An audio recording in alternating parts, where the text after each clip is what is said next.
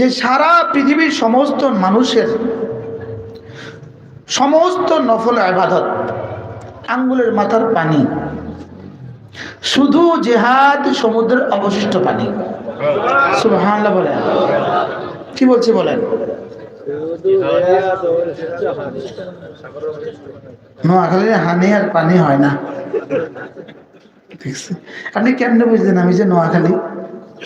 আঙ্গ বাড়ি হলো এই পাশের গ্রামে, কানকিরহাট লুধুয়া গ্রাম আমাদের। সারা দুনিয়ার সমস্ত ইবাদত হইল আঙ্গুলের মাথার পানি, জিহাদ সমুদ্রের অবশিষ্ট পানি। এবার সারা দুনিয়ার সমস্ত ইবাদত যোগ জিহাদ, আঙ্গুলের মাথার পানি, তলাবুল ইলমে শুধুই ইলম তালাশ করা সমুদ্রের অবশিষ্ট পানি।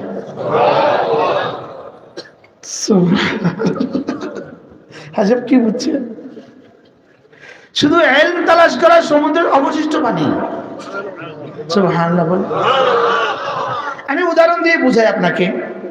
যেমন ইনি বসে বসে দোয়া করছে, দোয়া হাত তুলে বসে বসে ধ্যানের সাথে হৃদয়ে সবটুকু ভালোবাসা দিয়ে চোখের পানি ফেলে দিয়ে বসে বসে দোয়া করছেন, দোয়া দোয়া দোয়া ধ্যানের সাথে দোয়া। তা আপনি বলবেন নিশ্চয়ই ইনার এই দোয়া সারা পৃথিবীর এই মুহূর্তে যত গাফেল আছে সকলের মোকাবেলায় এই কাজটা দামি। দামি বলবেন কিনা বলেন? আমি আপনাদের সামনে কোরআনে কারীমের বিক্ষিপ্তভাবে 3 সূরা থেকে 7খানা আয়াতে কারিমা তেলাওয়াত করেছি। 3 সূরা থেকে 6 আয়াত, 1 সূরা থেকে 1 আয়াত, 3 আয়াত। 3 সূরার মধ্যে 3 আয়াতে কারিমা শুরু করেছেন আল্লাহ তাআলা এক শব্দ দিয়ে, অভিনব শব্দ, কাদ আফলাহা। বলেন, আবার বলেন তো শব্দটা। তরজমা হলো অবশ্যই সফল হয়ে গেছে। তরজমা কি বলে? তাহলে এখন প্রশ্ন হবে, অবশ্যই সফল হয়ে গেছে, কে সফল হয়ে গেছে? এবার প্রশ্ন করেন। সবাই করে নাই। আমরা তো দুনিয়াতে বুঝি মেম্বার সাহেব সফল মেম্বার, চেয়ারম্যান সফল চেয়ারম্যান, সফল মোহতামিম সফল মোহতামিম, সফল অধ্যক্ষ, সফল টিচার, বুঝি না? সফল মন্ত্রী। যেই সফলতার পরে ব্যর্থতা আসে এই সফলতা চূড়ান্ত সফলতা নয়। 16 বছরের সফলতা, 17ই নভেম্বর 2025-এর ফাঁসির রায়।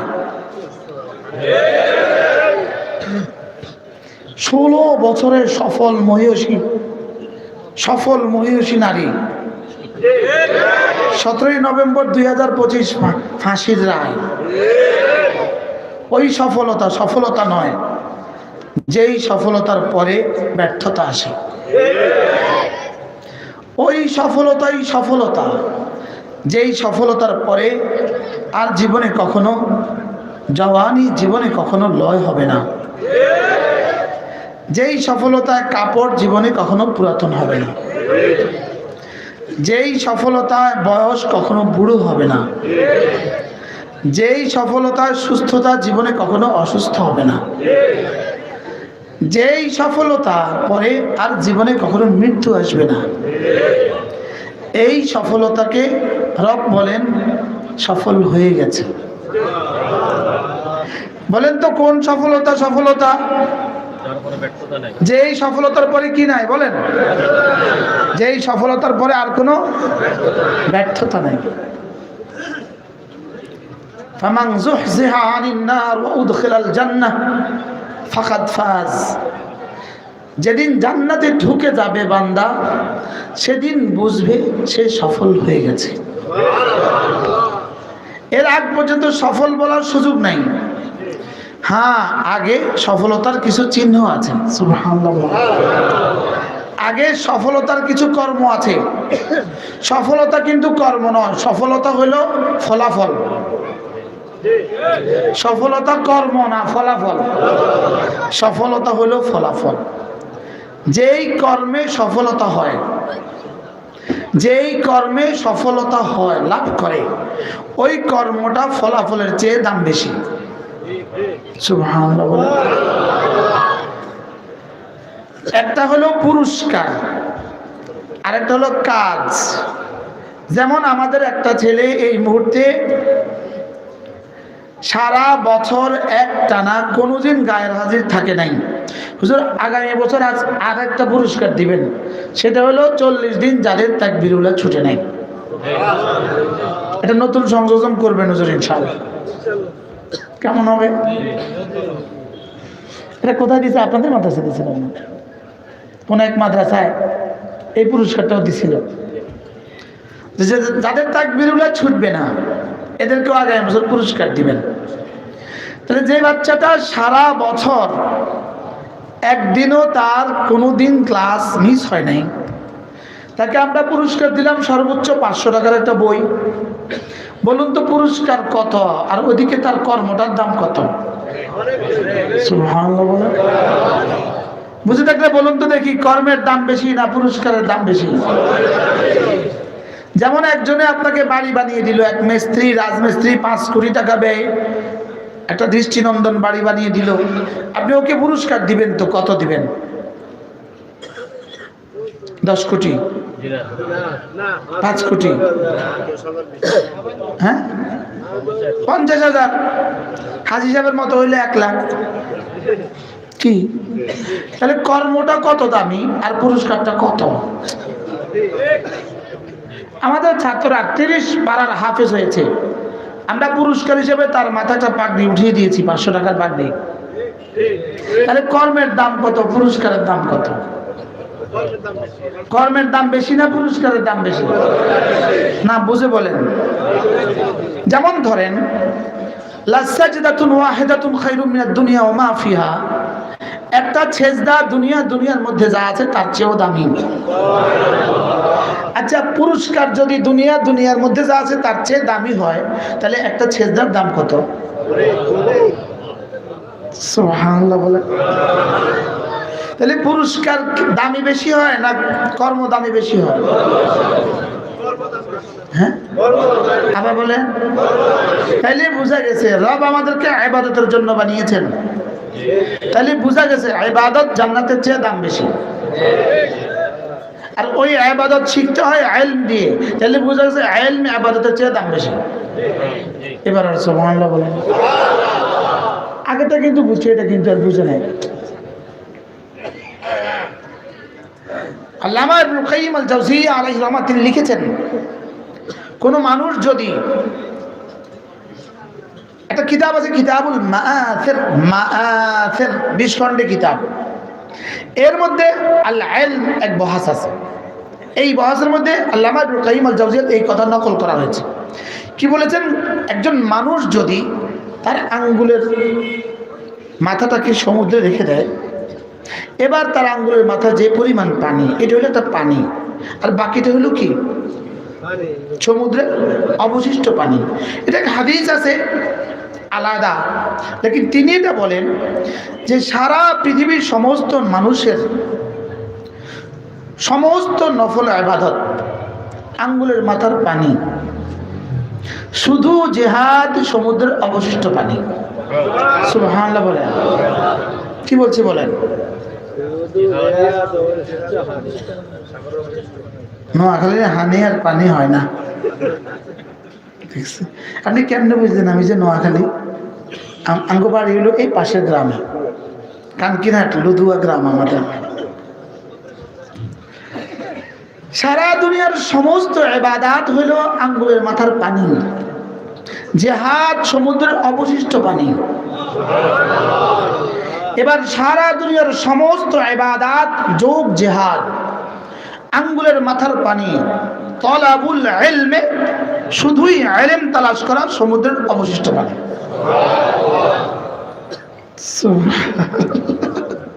হাজাব কি বুঝছেন? শুধু ইলম তালাশ করা সমুদ্রের অবশিষ্ট পানি। সুবহানাল্লাহ বল। আমি উদাহরণ দিয়ে বুঝাই আপনাকে। যেমন ইনি বসে বসে দোয়া করছে, দোয়া হাত তুলে বসে বসে ধ্যানের সাথে হৃদয়ে সবটুকু ভালোবাসা দিয়ে চোখের পানি ফেলে দিয়ে বসে বসে দোয়া করছেন, দোয়া দোয়া দোয়া, ধ্যানের সাথে দোয়া। তা আপনি বলবেন নিশ্চয়ই ইনার এই দোয়া সারা পৃথিবীর এই মুহূর্তে যত গাফেল আছে সকলের মোকাবেলায় এই কাজটা দামি। দামি বলবেন কিনা বলেন? এবার ইনার পাশের উনি বসে বসে জিকির করছে, বলেন কি করছে বলেন? ইনি কি করছিলেন আর ইনি কি করছেন? ইনি বসে বসে জিকির করছে, সুবহানাল্লাহ আলহামদুলিল্লাহ, বসে বসে জিকির করছে।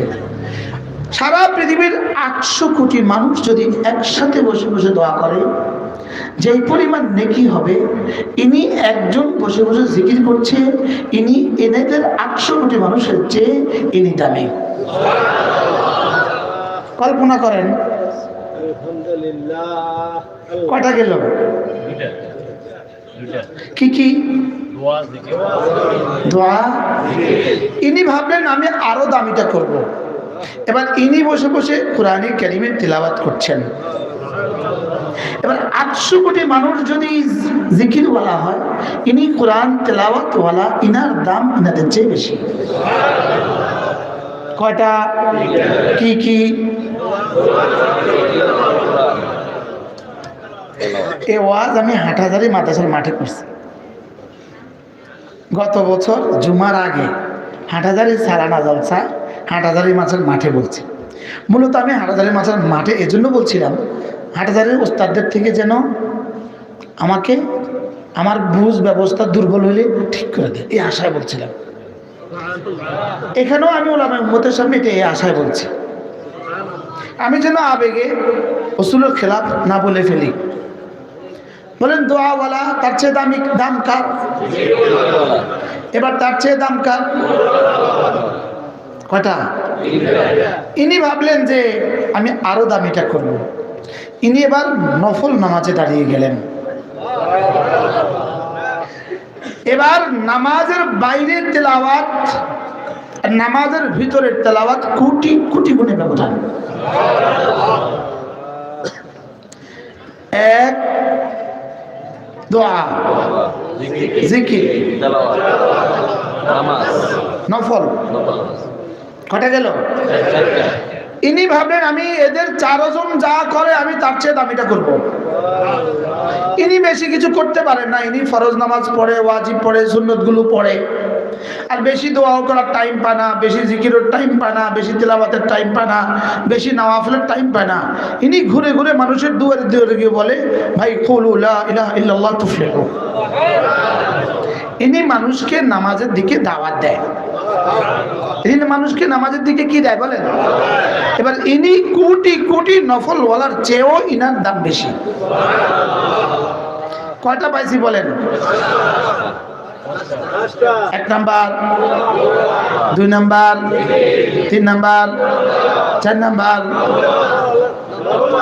5 নাম্বার দাওয়াত। এবার ইনি ভাবলেন যে আমি এদের চেয়ে দামিটা করব। ইনি চুপে চুপে আলহামদুলিল্লাহ গিয়ে হামাসের সাথে যোগ দিছে।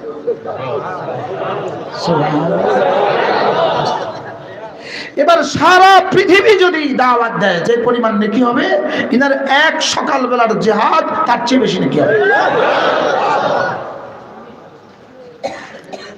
কটা গেছে? এবার উনি ভাবলেন যে আমি হুজুর এর চেয়ে দামি কিছু কি আছে? এবার প্রশ্ন করেন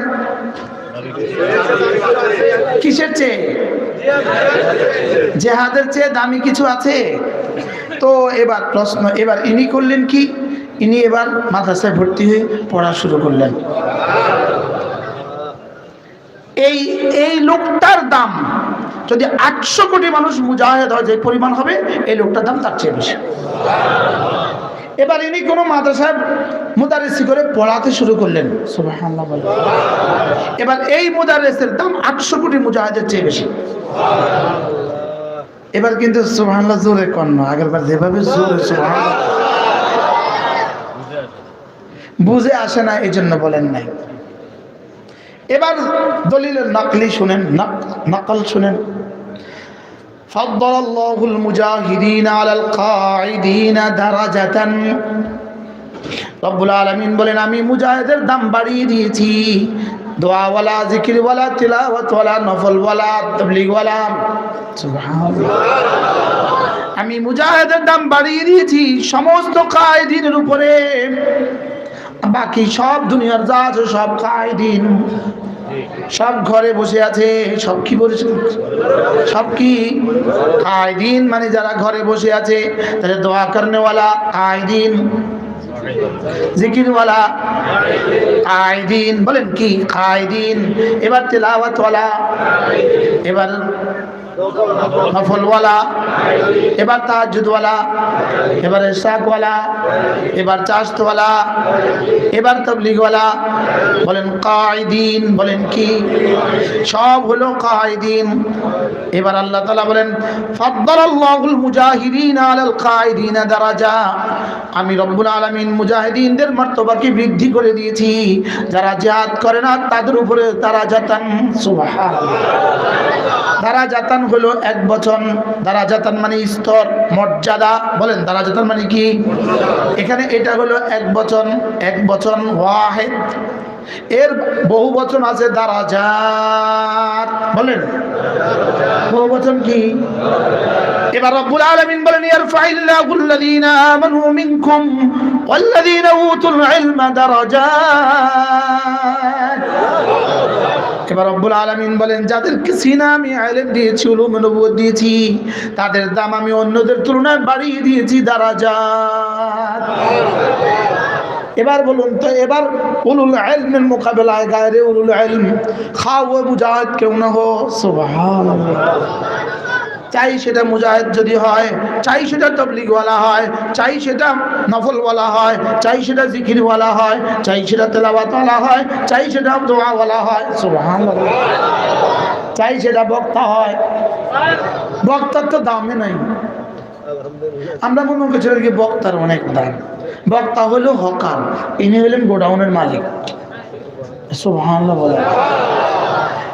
এই হকারের কাছে মাল বেশি না আওয়াজ বেশি?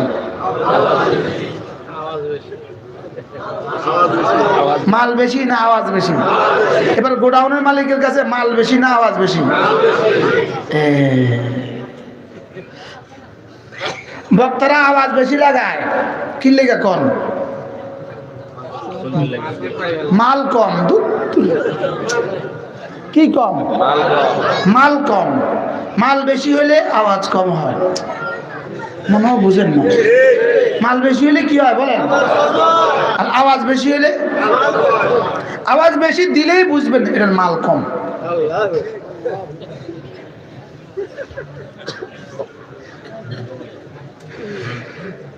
আমাদের তো বেলই নেই, আমাদের তো খানাই নেই।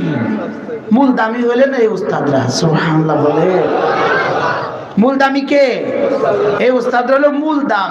এজন্য হাজী সাহেব আপনি জীবনে একটা সিদ্ধান্ত নিয়েছেন হাজী সাহেব, আলহামদুলিল্লাহ বলে। যদি উস্তাদদের এত দাম হয় তো যিনি এই ফ্যাক্টরির যিনি মালিক ওনার দাম কেমন? এজন্য মূল দাম হইলো ওলামাদের দাম হইলো মূল দাম। সুবহানাল্লাহ বলে। ওলামাদের দাম হইলো কি? এই জন্য আমাদের 1000 বছরের ওয়াজের চেয়ে আমাদের বাচ্চারা যখন বসে বসে মিজান পড়ে, ফালা ফালা ফালু ফালা ফালাতা ফালনা ফালতা ফালতু ফালতু ফালতু ফালতু ফালতু, এটা যখন পড়ে তো ফেরেশতার কাছে আমাদের 1000 বছরের ওয়াজের চেয়ে ওটা ভালো লাগে। ছাত্ররা বুঝো না। এজন্য ইলম বড় দামি, ইলম বড় দামি, ইলম বড় দামি জিনিস। বলেন ইলম বড় কি? ইলম সরাসরি আল্লাহ তাআলার সিফাত। সুবহানাল্লাহ বলেন। বলেন ইলম সরাসরি কি?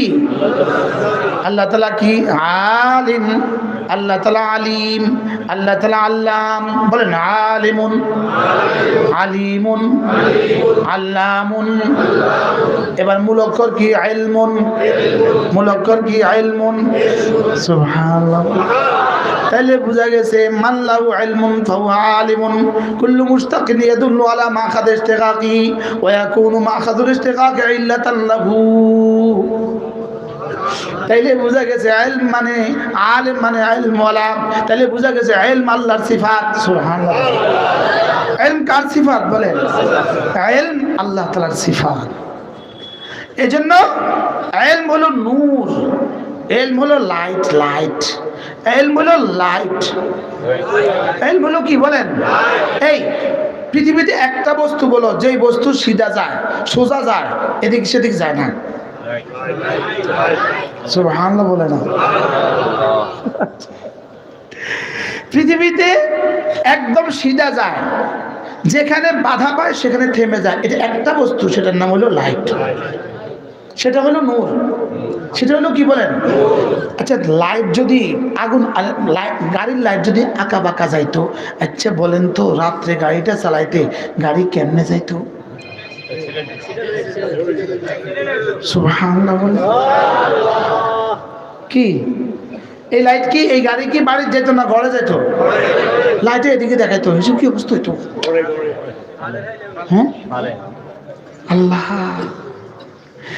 লাইট যদি বাধাপ্রাপ্ত হয়, বাধাগ্রস্ত হয়, যেমন সামনের ট্রাকে গিয়ে আমার লাইট থেমে গেছে, লাইটে কি বলে আমি কিন্তু বাঁকা বুকা যাবো না, আমি এখানে থেমে যাব।